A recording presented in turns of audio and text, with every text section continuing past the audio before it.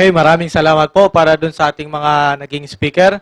Ngayon po ang time ng pagtatanong. Kung sino po sa inyo ang merong katanungan, pwede po kayong magsalita o diretso na tumayo at ibibigay po namin sa inyo ang mic para po kayo ay marinig.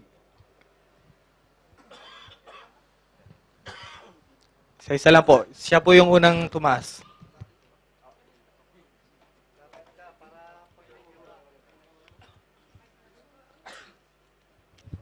Hello, assalamualaikum. Tanong ko kay Pastor Sani. Nabanggit ba sa inyong Biblia na ang tunay na reliyon ay Sabadista?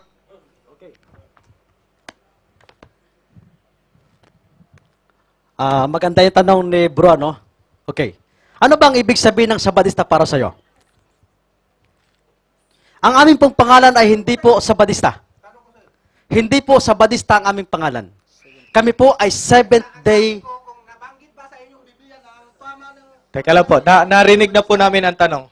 Pabayaan niyo po munang sumagot. Ibig sabihin po, hindi po kami Sabadista. Seventh-day Adventist. Seventh-day Adventist po kami.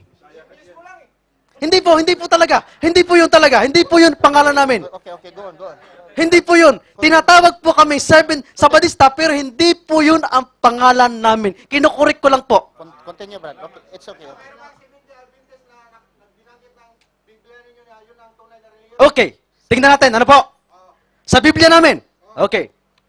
Ang Seventh-day Adventist nangingili ng kapitong araw. Okay.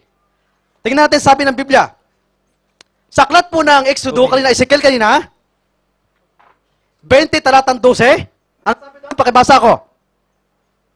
2 minutes. Basa, Exodo, Ezekiel chapter 20, verse 12. Kahit 20, 12 na lang.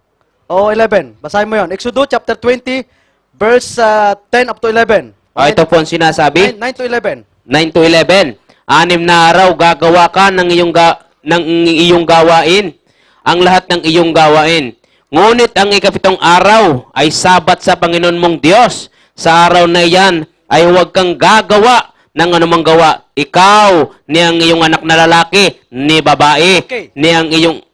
Okay, seventh day. Ha? Seventh day. Ay, saan yung mga Adventist? Yung Advent. Kasi nga bro, yung Sabat, seventh day, kapitong araw. Ang sabi doon ay, ipangingilin mo kanya yung kapitong araw, seventh day. Okay, 1 minute. Di ba? Hebreo chapter 9:28. Hebreo 9:28. Sa sunod bro, magdebate tayo ha, ikaw tatayo. Gusto mo natin debate eh. Hinahamon ko siya. Hebreo 9:28. 9:28 po ng aklat po ng Hebreo. Debate kasi ang gusto eh. 9:28. Cool. Basa. Relax lang. Ay gayon din naman si Kristo na inihandog ng minsan upang dalhin ang kasalanan ng marami. Sa ikalaway, ipakikita na hiwalay sa kasalanan. Sa ikaliligtas ng mga nagsisi, paghintay sa Kanya. Okay, yun po ay Advent. Naghihintay. Kaya seventh day, habang naghihintay, nanginginig ka ng kapitong araw, kaya seventh day Adventist. Okay, wala na po tayong oras para sa tanong na yon. Sunod